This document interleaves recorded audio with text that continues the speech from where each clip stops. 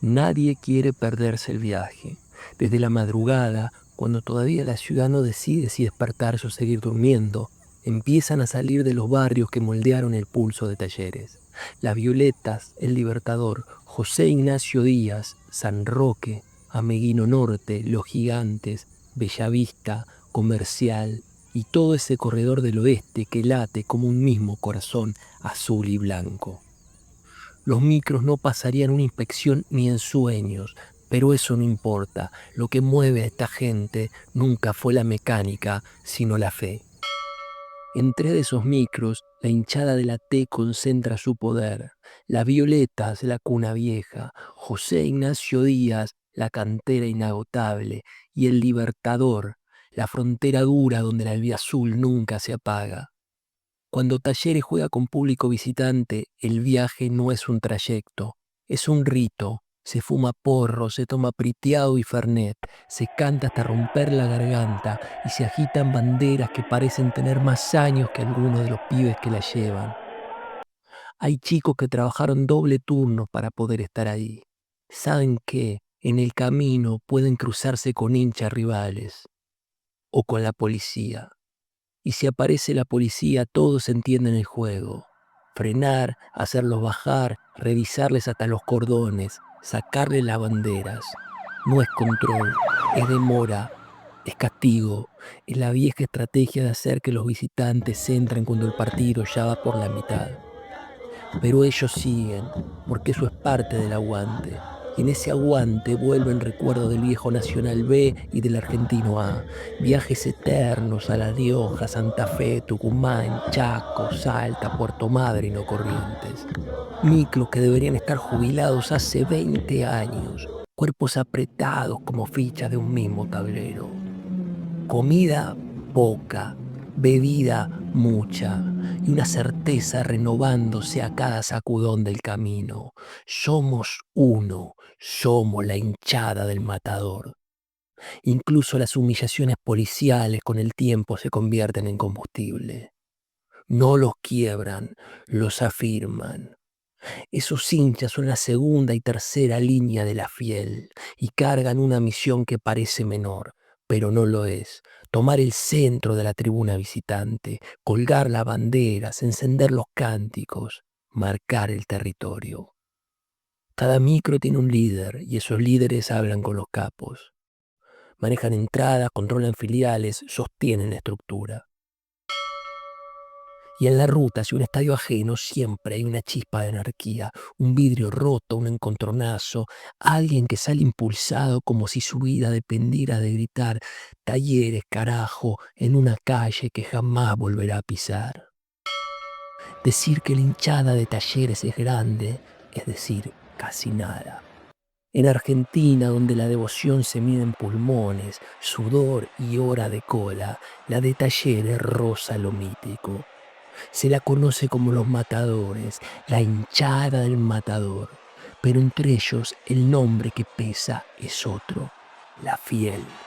Y no es un apodo, es un veredicto, es la prueba de que, gane o pierda el equipo, ellos están, sin preguntar, sin dudar, están. En 2013 demostraron lo que pueden hacer. Final del ascenso, San Jorge, 62.000 personas en el Kempes, entradas agotadas en 2 días. Fue como si Córdoba hubiese decidido respirar al mismo tiempo. Ese día no hubo hinchada, hubo nación tallarín. Y si quieres ir más atrás, 1974. Talleres visita River Plate. 20.000 cordobeses viajan a Avellaneda. Ómnibus, trenes, autos, caravanas que parecían sacadas de una película de contrabando. Buenos Aires desbordada del acceso norte hasta el sur. Una invasión, pero con ritmo, color y hambre de victoria. Una señal clara de que el interior también sabe mover montañas. Y lo extraordinario es que aquel despliegue no dependía de un solo héroe ni de un nombre emblemático que guiara a la multitud. A diferencia de otros clubes cuya identidad en la tribuna se sostiene en una referencia icónica, la historia de la T ha sido siempre coral. A pesar de contar con hinchas legendarios como Don Paco, la de Talleres es una identidad colectiva. Una familia peligrosa, hermosa, ruidosa. Una familia que no te pregunta nada, pero que sí te abraza, te convierte en uno de ellos. Esta es la historia de la hinchada de la T.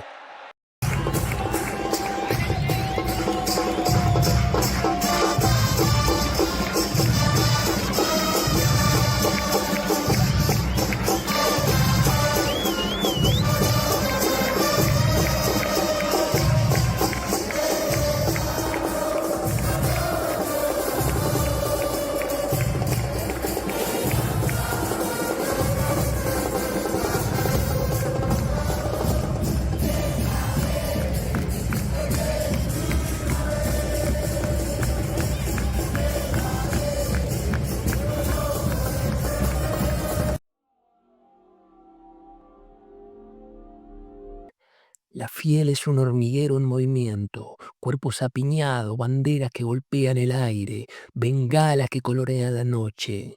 Cuesta creer que así como están alegres y eufóricos, y a la vez minuciosamente organizados, sean los que la prensa estigmatiza como peligrosos y malhechores, como bestias irracionales, los barra brava. Los violentos no son todo el tiempo lo que otros dicen que son, capaces para la pelea y el crimen, pero también para una organización racional y hasta burocrática, para la alegría, la fiesta, el carnaval, el orgullo. Lejos de romantizar la violencia, reducir el mundo de la hinchada de Talleres a las crónicas policiales sería una simplificación torpe y empobrecedora. El mundo tallarín es mucho más complejo que eso. Pero negarlo sería faltar a la verdad, porque lo cierto, y cualquiera puede comprobarlo, es que en los últimos años los episodios graves se acumularon, ajustes, aprietes, muertes, un mosaico de historia donde la Fiel aparece involucrada.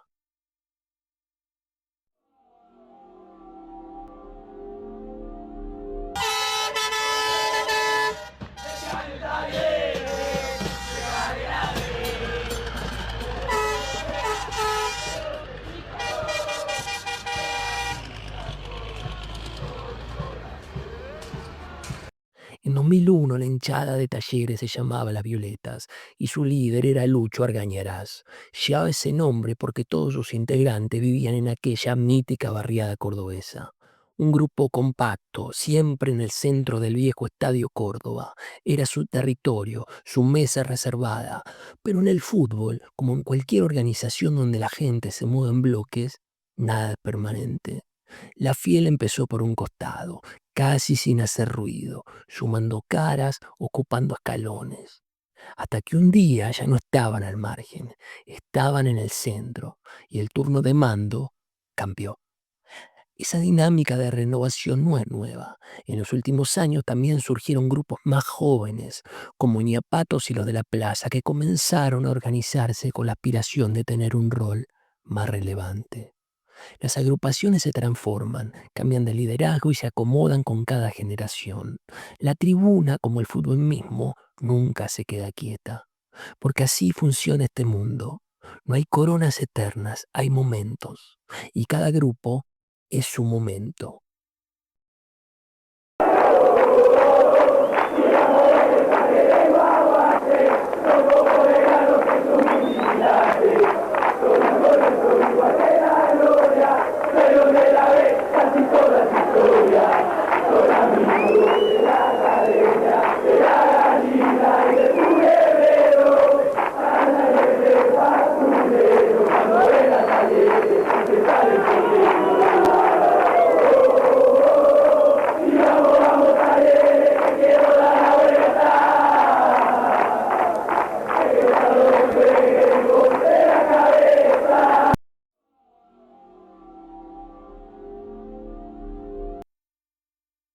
Paco, el siglo albiazul. En Talleres hay historia, hay mitos, hay camisetas. Y después está Paco Cabacés. Si la T nació en 1913 y Paco en 1916, Es posible decir, sin metáforas ni exageraciones, que el club y el hincha caminaron juntos toda una vida.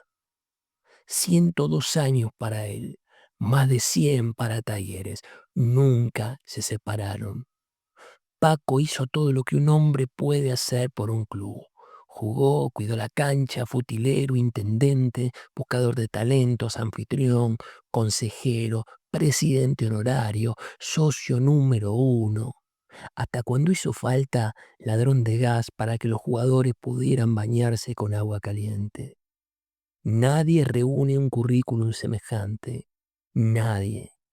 En el universo Tallarín, Paco es la médula, la fibra íntima de un club que se construyó a fuerza de sacrificio. Con 100 años encima, los ídolos de todas las épocas lo saludaban como si fuera uno de los suyos. Saporiti diciéndole, tenés sangre azul de verdad. Albornoz llamándolo viejito querido. Quillington recordando que Paco lo descubrió cuando era apenas un niño. El flaco Gareca desde Perú agradeciéndole haberle facilitado la vida a todos. Y Olave, símbolo del otro lado de la vereda, rindiéndole tributo por su humildad y su ejemplo, porque Paco no era un personaje, era un modo de ser. Su casa, a 2 cuadras de la boutique, era una extensión del estadio, o quizá la boutique era el patio trasero de su casa. Cuesta saberlo. Lo cierto es que ahí, en su living, se negociaron pases, se surcieron medias, se hicieron asados y se discutió de fútbol como si el destino del mundo dependiera de un volante central. En su museo doméstico colgaban fotos, camisetas, recortes, reliquias de un siglo entero, hasta los restos de la vieja butaca azul donde se sentaba a ver a Talleres antes de la remodelación. Paco hablaba en catalán, lo había aprendido de chico y contaba historias de caminos de tierra, de camioncitos que unían Rosario con Córdoba, de noches de prostíbulos y milonga, de un país que ya no existe. Y entre esas historias se colaba siempre la misma fe sencillas. Dios, la vida, el laburo y Talleres. En 2012, cuando el equipo chapaleaba en el Argentino A, entró a la cancha para frenar los silbidos. Y con un saco en una mano y el bastón en la otra dirigió a la hinchada como si fuera una orquesta. El Kempes se rindió ante él. Ponelo a Paco, la puta que te parió, cantaban. En 2016 esperó el ascenso con una barba interminable, como una promesa hecha al cielo. Apagaba la radio cada 10 minutos de los nervios y cuando la T volvió a primera celebró como si fuera el más joven del estadio. Paco no cobró un peso durante décadas, trabajó por amor, por pertenencia, por la certeza íntima que honrar la vida también era honrar a Talleres. Murió en 2019 a los 102 años.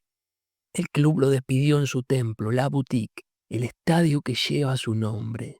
Miles lo lloraron sin estridencias, con respeto, con gratitud, con esa emoción silenciosa que solo provocan los que dejan una huella buena. Porque Paco Cabacés no fue un hincha, no fue un empleado, no fue un dirigente. Paco fue el siglo vivo de Talleres, y mientras exista el azul y el blanco, existirá él. Paco, tenés muchos reconocimientos que veo de los jugadores, de gente, de la municipalidad, inclusive hasta el club que te ama con todas sus fuerzas. Hasta tenés, donde estás sentado ahora, una butaca de la cancha. Es un cariño, eso me lo regalaron una gente que han hecho mucho por Talleres y me la trajeron en un cumpleaños diciendo que esa es la butaca número 1 y muchos han comprado, han querido comprar. Pero la 1 la tiene Paco. La 1 la tengo yo.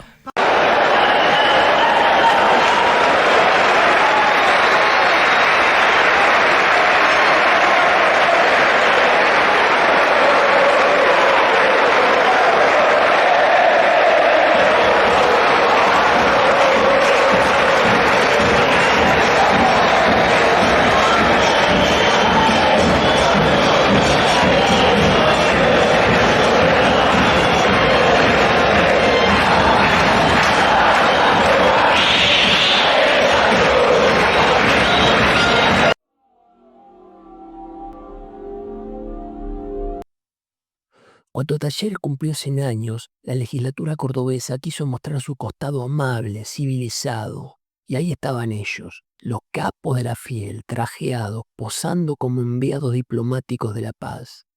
Alessandri, un legislador que ni sabía quiénes eran, les entregó un premio a la no violencia en el fútbol.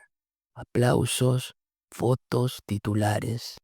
Meses después, los dos estaban presos por homicidio. Premio retirado, el político indignado, diciendo que lo habían estafado, como si en este país no hubiera dado señales suficientes de cómo funcionan las cosas. Esa contradicción, ingenuidad arriba del estrado, poder barrial abajo, no es la excepción, es el sistema operativo, porque la historia de Talleres está hecha antes que nada de movimiento. En los 70, Córdoba entero se subía a lo que hubiera, tren, bondi, Fiat 128, Villa Crespo, Santa Fe, La Bombonera, 15.000, 20.000, 10.000, un éxodo que parecía una mudanza de provincia. Córdoba se hizo país en Buenos Aires, titulaban los diarios. No exageraban. Décadas después, Brasil, el Morumbí bajo la lluvia, cientos peleándose por una entrada como si fuera un pase a la vida eterna. En las playas, bailes improvisados de cuarteto. Los brasileños preguntaban, ¿Talleres es tan grande así? Sí, tan grande así y tan desbordado. Pero el problema siempre está en los bordes. Y en los bordes, la línea entre fiesta y tragedia es un hilo que se corta con nada. Jonathan Villegas, 21 años, un balneario familiar, una toalla de eterno rival, un cruce, una puñalada. El asesino, el guardaespaldas de un jefe de la barra, un tipo tatuado al que le decían el verde. Mientras tanto, el otro líder viajaba infiltrado, cumpliendo el turno que le tocaba a su facción. Negocios son negocios. La muerte ya era noticia. Pero reducir la hinchada a eso sería mirar solo un reflejo del prisma. Porque Talleres también es otra cosa. El Kempes explotado en el ascenso, 60.000 personas rompiendo récord, 1.000.000 de fieles al año, una ciudad entera movida por una camiseta, y en un rincón como un santo laico, Paco Cabacés, 100 años entre tribuna, barrio y política mínima. Un tipo que entendió que la grandeza de un club no se mide solo en títulos, sino en quién se queda cuando la cosa se viene abajo, porque la historia de Talleres es mezcla, gloria y barro, multitud y delito, fiesta y peligro, no cabe en una sola etiqueta. Es una película que ningún guionista escribiría, pero que pasó exactamente así.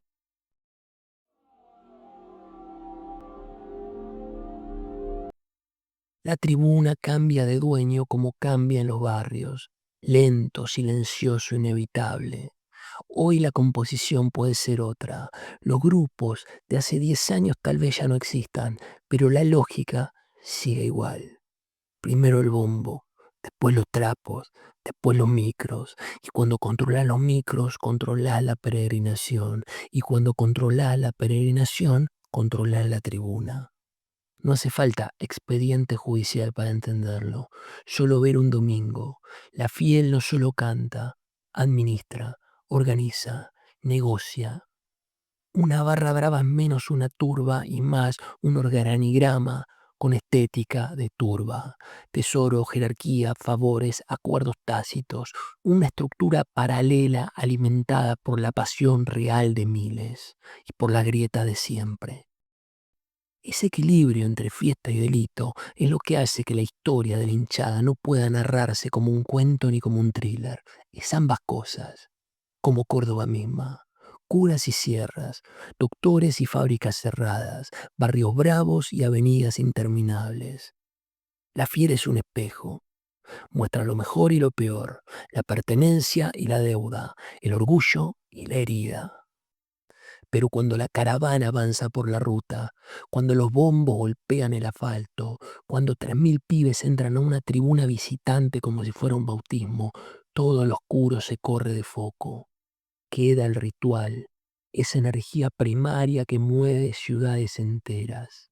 En los ojos del que viaja apretado contra la ventana no hay sociología, hay algo anterior, la necesidad de estar, de pertenecer, de cantar aunque duela, aunque falte, aunque llueva, aunque te revisen media vida en un control inútil.